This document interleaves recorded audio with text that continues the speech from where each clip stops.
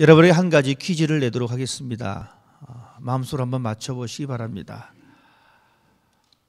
기독교와 유대교와 이슬람 이 3대 종교 가운데에 위대한 인물로 추앙받고 있는 사람이 누군지 혹시 아십니까? 아브라함입니다. 기독교도 그렇고 유대교도 그렇고 이슬람교 마찬가지로 믿음의 조상으로 지목되는 인물이 아브라함입니다. 이 아브라함의 이야기는 창세기 11장부터 시작되어집니다. 창세기 11장에는 우리가 잘 알고 있는 대로 바벨론 그 바벨탑 사건이 신할 평지에서 있었던 사건이 나오고 그 뒤를 이어서 셈의 족보가 나옵니다. 이 족보 끝에 누가 나오게 되어지냐면 이 아브라함의 아버지인 데라가 등장하게 되어집니다. 데라가 세 아들을 낳았는데 그 세 아들의 이름이 바로 아브람과 나홀과 하란을 낳습니다. 그런데 이 아버지 데라가 이 갈대아 우르를 떠나서 하란으로 가게 되어집니다. 그런데 아버지 데라의 아들 가운데에 하란이 죽습니다. 그리고 그 하란의 조카가 아들이 롯입니다. 즉 롯은 데라의 손자입니다. 그래서 그들이 움직일 때에 데라가 아브라함과 그 롯과 사레를 데리고 이 갈대아를 떠나게 되어집니다. 그래서 그들은 어디로 가려고 하냐면 가나안 땅으로 들어가려고 합니다. 그런데 가나안 땅을 들어가려다가 그 중간지인 이 하란에 멈추어 서게 되어집니다. 성경은 어떤 이유로 아브라함의 아버지 데라가 이 갈대아 우르를 떠났는지 기록해 주고 있지 않지만 그들은 그 가는 길 여정 속에 중간 기착지인 하란에 머물게 되어지고 그곳에서 살게 되어집니다.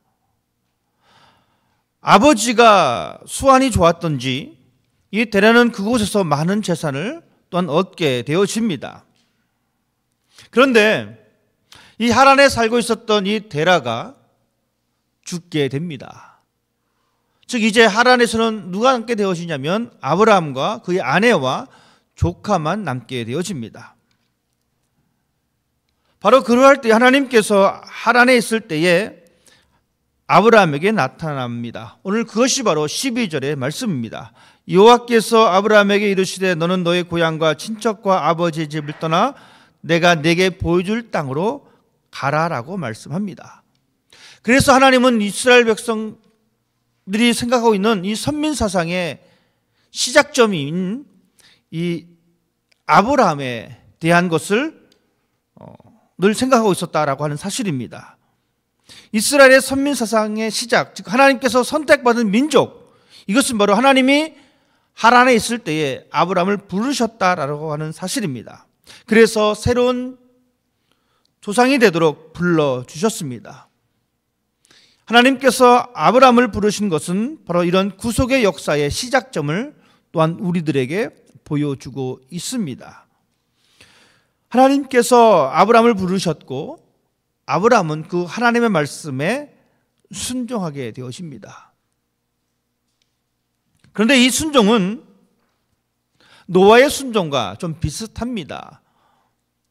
아무것도 없는 그곳에서 하나님께서 노아에게 나타나셔서 배를 만들 것을 말씀하셨습니다. 여러분, 노아도 하나님의 그 명령을 듣고 배를 만들기를 시작합니다. 그런데 이 배를 바다 근처에서 만든 것이 아니라 바다랑 동떨어진 그곳에서 배를 만들게 되었습니다. 이상하게 생각해 볼 수도 있습니다. 왜 하필 배를 만드는데 이런 산에다 배를 만들어야 될 것인가? 하지만 노아는 그 하나님의 말씀에 순종하게 되어지고 배를 만들게 되어집니다. 아브라함도 마찬가지입니다. 아버지 데라와 함께 하란에 잘 살고 있었는데 하나님께서 떠나라라고 말씀하고 있습니다. 너의 고향과 친척과 아버지의 집을 떠나라. 역시 아브라함도 하나님의 말씀에 순종하게 되어집니다. 하나님께서는 아브라함에게 떠나라라고 말씀하셨고 이렇게 말씀하십니다. 내가 너로 큰 민족을 이루어 주겠다. 내가 너에게 복을 주겠다. 내 이름을 창대하게 만들어 주겠다. 그리고 아브라함에게 말씀하십니다. 이 땅을 내 자손에게 주겠다. 하나님께서 말씀하신 약속하신 이 땅에 대한 축복은 비단 아브라함에게만 적용된 것이 아닙니다. 그의 아들 이삭에게도 동일하게 반복되어집니다. 야곱에게도 동일하게 반복되어집니다. 이 땅을 내 자손에게 주겠다. 너의 자손이 큰 민족을 이루겠다. 이때 당시 아브라함의 나이가 75세입니다. 이미 사례는 아이를 가질 수 없는 그러한 상황입니다. 여러분, 그럼에도 불구하고 하나님께서는 아브라함에게 무엇을 말씀하시냐면 내가 너로 큰 민족을 이룰 것이다. 자식이 한 명이라도 있으면 그럴 수도 있겠다라고 생각이 들 수도 있습니다. 그런데 이미 사례는 임신을 할 수가 없는 상황입니다. 그럼에도 불구하고 하나님께서는 내가 너로 큰 민족을 이루어 주겠다라고 말씀하신 이 말씀에는 어떠한 것이 암시되어져 있냐면 하나님의 초자연적인 기적이 너에게 일어날 것이야. 우리는 하나님께서 아브라함에게 말씀하신 이 약속의 말씀, 하나님께서 아브라함에게 말씀하신 이 복에 대한 약속, 이 약속은 한 사람에게만 주어진 약속이 아닙니다. 이 약속은 모든 인류에게 던져진 하나님의 약속입니다. 하나님의 구원의 사건의 어떠한 계획들을 보여주시는 하나님의 말씀입니다. 그래서 바울은 갈라디아서 말씀을 통해서 믿음으로 말미암은 사람들은 모두가 아브라함의 자손이다.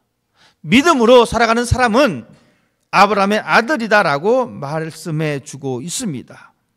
하나님은 아브라함에게 이렇게 말씀하십니다. 너는 너의 고향과 친척과 아버지의 집을 떠나서 내가 네게 보여줄 땅으로 가라라고 말씀해 주고 있습니다. 지금 있는 땅을 떠나라라고 말씀하십니다. 내 친척들과의 관계에서 떠나라라고 말씀해 주고 있습니다. 내 아버지의 집을 떠나라라고 말씀해 주고 있습니다. 떠나는 범위가 점점 좁아집니다. 큰 곳에서부터 그것을 정리하고 좀 작은 곳으로 넘어와서 그것을 정리하고 더 작은 곳으로 넘어와서 그것을 정리하고 떠나라라고 말씀해 주고 있습니다. 좀 전에 우리가 창세기 11장의 바벨 사건을 제가 말씀을 드렸습니다. 시날 평지에서 사람들이 모여서 성과 탑을 쌓기 시작합니다. 그들이 성과 탑을 쌓을 때에 그들은 어떠한 것을 이야기하고 있냐면 이렇습니다. 우리가 흩어지는 것을 한번 막아보자. 창세기 11장에는 인간들이 모여서 흩어짐을 면해보자. 우리가 함께 뭉쳐서 어떻게든 살아보자 라고 이야기하는데 하나님은 그런 상황 가운데 아브라함에게 너는 모여있지 말고 떨어져 나가라. 네 땅에 모여있지 말고 떨어져 나가라. 내 친척들과 내 부족들과 살지 말고 거기서 떨어져 나가라라고 말씀해 주고 있습니다. 바벨에서는 사람들이 인간의 지혜로 말미암아 우리가 집결하자라고 하지만 하나님께서는 아브라함에게 떠나라라고 말씀해 주고 있습니다. 이것은 바로 무엇을 말씀해 주고 있냐면 인간 중심적인 가치관을 던져버려야 된다라고 하는 것입니다. 새로운 세상으로 나아가야 됨을 말씀해 주고 있습니다. 인간 중심적인 가치관을 가지고 있으면 하나님과의 관계 속에서 어떠한 것을 새롭게 시작할 수가 없게 되어집니다. 그래서 하나님은 인간 중심적인 그 가치관을 벗어던지기 위해서는 하나님 나와 관계가 있어야 된다라고 하는 것을 말씀해 주고 있습니다. 참 놀라운 것은 노아가 순종했듯이 아브라함도 이 하나님의 말씀에 순종하게 되어집니다. 그래서 그는 하나님의 말씀을 듣고 그곳을 떠나게 되어집니다. 떠날 때의 나이가 75세였다라고 말씀드렸습니다. 여러분 75세의 나이에서 이제 아버지와 살던 이 하란을 떠나게 되어집니다. 아버지와 함께 살 때는 아버지가 모아놓았던 재물과 아버지가 모아놓았던 그 사람들로 말미암아 안정된 삶을 살고 있었는데 하나님께서는 그것을 포기하라라고 말씀하고 있습니다. 확실한 것을 포기하고 너는 이제 불확실한 세상으로 들어가야 된다라고 말씀해 주고 있습니다. 안정된 시간들을 포기하고 불완전한 사상으로 나아갈 것을 하나님께서 말씀해 주고 있습니다. 여러분, 이미 아브라함은 하란에서 자리를 잡았습니다. 그래서 그가 그곳을 떠날 때에 성경은 어떻게 기록해 주고 있냐면 아브라함이 그의 아내 사레와 조카 롯과 하란에서 모은 모든 소유와 얻은 사람들을 이끌고 가나안 땅으로 가려고 떠납니다. 그리고 마침내 가나안 땅으로 들어가게 되어집니다. 보십시다. 아브라함은 이미 모든 소유와 아버지 데라로 말미암아 얻은 수많은 사람들, 즉 종들, 그런 사람을 소유하고 있었습니다. 그런데 하나님께서는 그 안정된 시간을 포기하고 떠나라라고 말씀하고 있습니다. 아브라함은 그 길을 떠납니다. 하란을 떠나서 하나님께서 말씀하신 그곳으로 가게 되어집니다.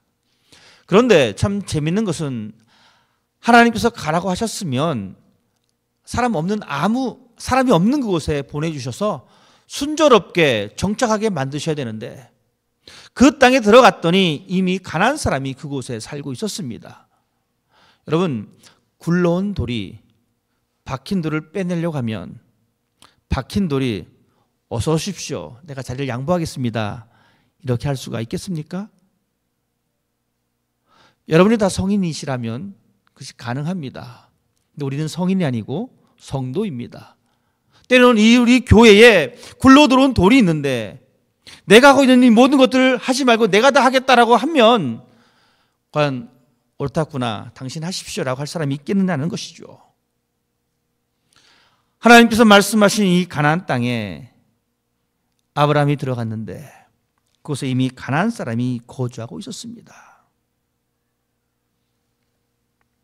만약 저 같으면 하나님 앞에 이렇게 하소연할 수도 있어요. 하나님, 이왕 보내주실 거 새로운 곳에 잘 적응할 수 있도록 사람 없는 곳에 보내주시지, 왜 이곳에 보내주셔서 또 사람들 눈치 보면서 제가 살아야 합니까?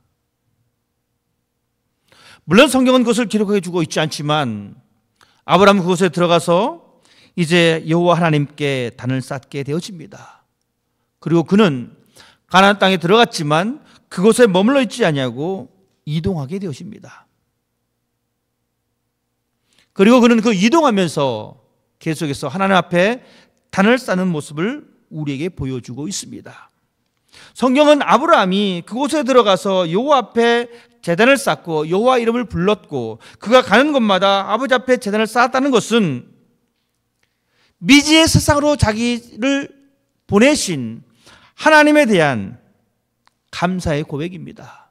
그리고 이렇게 나를 인도하신 그 하나님께서 지속적으로 나를 보살펴 주실 것에 대한 또한 믿음의 고백입니다. 아브라함은 그곳에 제단을 쌓고 길을 떠납니다. 하나님께서 가라라고 하셨기 때문에 확실하지 않은 그 시간과 그 장소를 향해서 떠나게 되어집니다.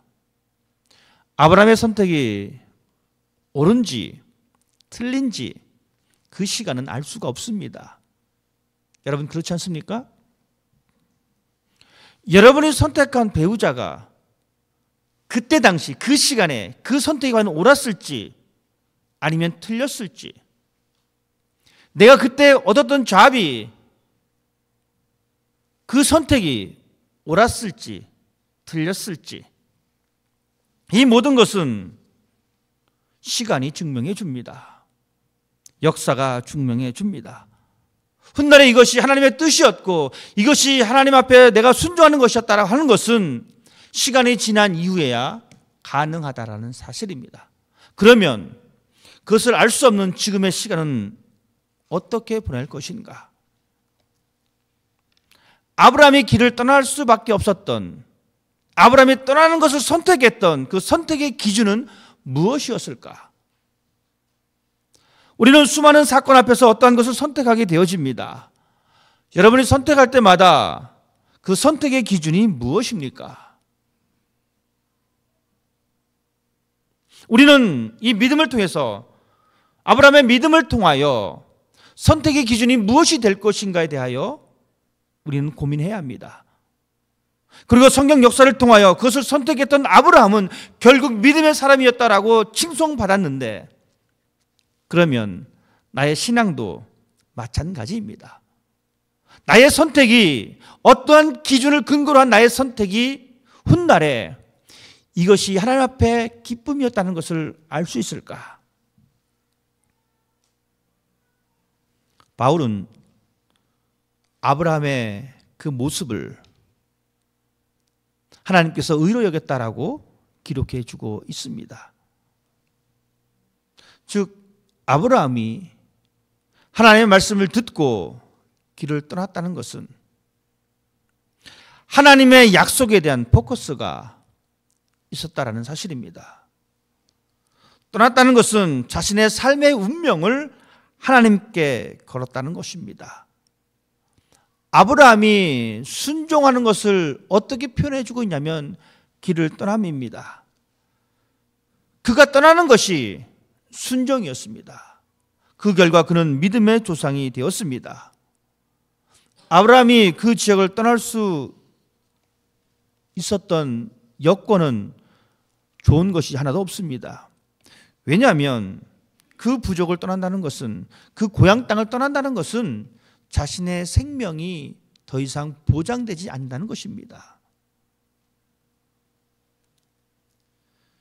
생존의 기본이 고향 땅입니다. 같이 살아가는 부족들입니다. 친척들입니다. 그럼에도 불구하고 아브라함은 이 길을 떠나게 되어집니다.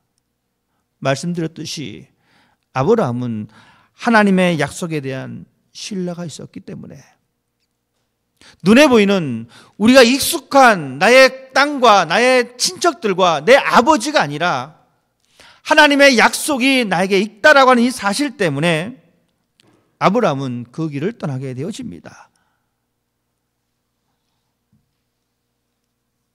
떠나는 것은 자신의 미래만 생각하는 것이 아니라 하나님의 섭리와 하나님의 약속을 바라보는 것입니다. 우리의 신앙도 마찬가지입니다. 하나님을 믿을 때 우리는 수많은 것들을 선택해야 합니다. 그럴 때 우리가 선택할 때 그 기준이 무엇인가? 세상 사람들의 가치관이 내가 선택하는 것에 대한 기준이 될 수 있는가? 분명히 기억하십시다. 아브라함이 만약에 떠나는 것을 선택하지 아니하고 그 자신이 선택한 것이 남는 것이었다면 아브라함은 눈에 보이는 생존이었습니다. 익숙한 삶의 안정이었습니다. 하지만 아브라함은 그것을 포기합니다. 대신에 보이지 않는 그 세상으로 나아갑니다. 무엇 가지고? 하나님의 약속 가지고.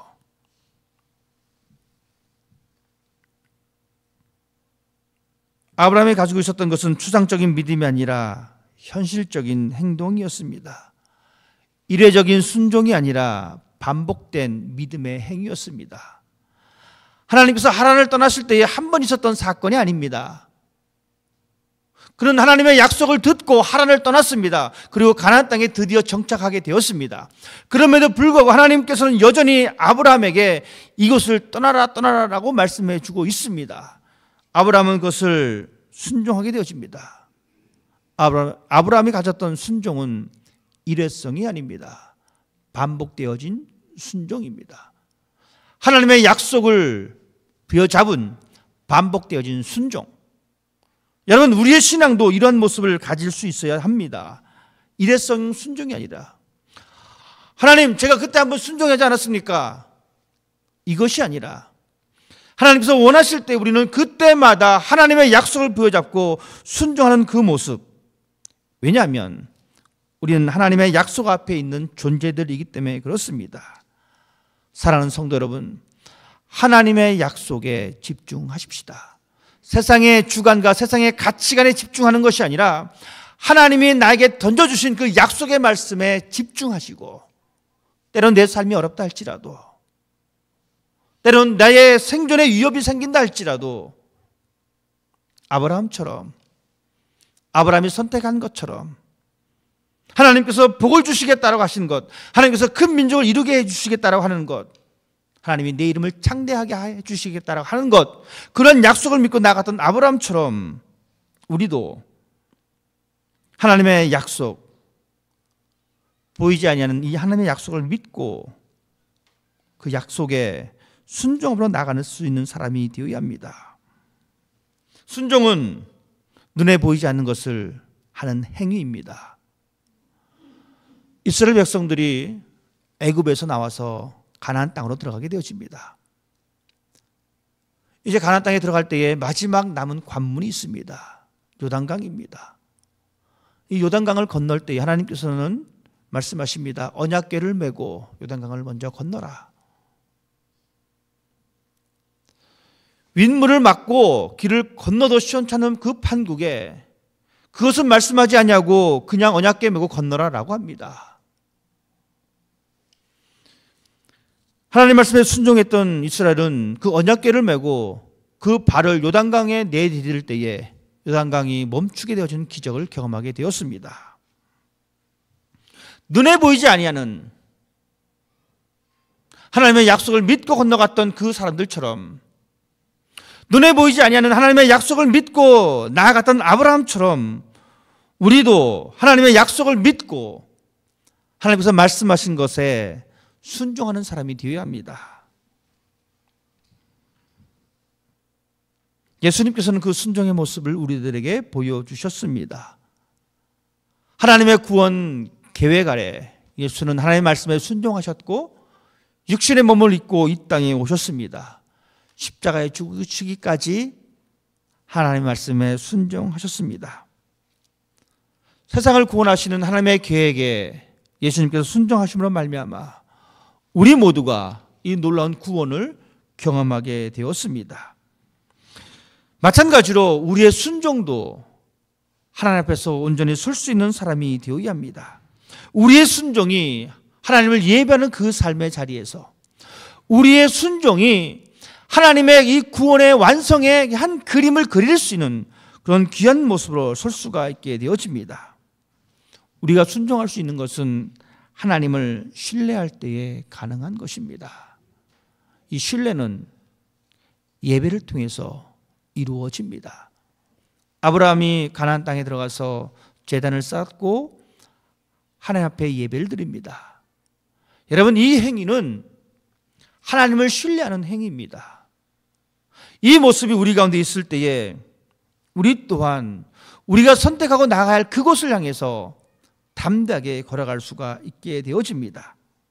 하나님은 이사야 선지자를 통해서 우리에게 그렇게 말씀해 주고 있습니다. 너는 두려워하지 말라. 내가 너를 지명하여 불렀나니 너는 내 것이라. 내가 너와 함께 할 것이다. 내가 너를 굳세게 할 것이다. 참으로 내가 너를 도와줄 것이다. 참으로 나의 의로운 오른손으로 너를 붙잡아 줄 것이다. 이 약속의 말씀이 우리 가운데 있기에 우리는 때로는 우리의 삶에 어려움이 있어도 하나님이 말씀하신 것이기 때문에 순종할 수가 있습니다. 나의 운명을 하나님께 의지할 수가 있습니다. 하나님의 약속을 믿고 나아갔던 아브라함처럼 우리 신앙 가운데에 반드시 하나님께서 명령하신 것들을 우리는 만나게 되어집니다. 여러분, 어떻게 하시겠습니까? 세상에 안경을 끼고 보니까 하나님의 말씀을 듣기가 너무나 불안합니다. 세상 사람의 흐름을 보면서 하나님의 말씀에 순종하자니 너무 무섭습니다. 때로는 이 아브라함이 느꼈던 이 무서움이 우리 가운데 올 수도 있습니다. 하지만 아브라함은 순종을 선택했습니다. 하나님의 약속을 신뢰했습니다. 우리의 신앙도 그러한 신앙이 됐으면 좋겠습니다. 하나님의 약속을 믿고 한 걸음 딛는 사람이 되기를 바랍니다. 하나님은 우리에게 약속하신 그 약속을 이루실 때까지 우리를 결코 떠나지 아니하십니다. 그 하나님이 나의 하나님이요, 그 하나님이 여러분의 하나님이요, 그 하나님이 우리의 하나님이십니다. 기도하겠습니다.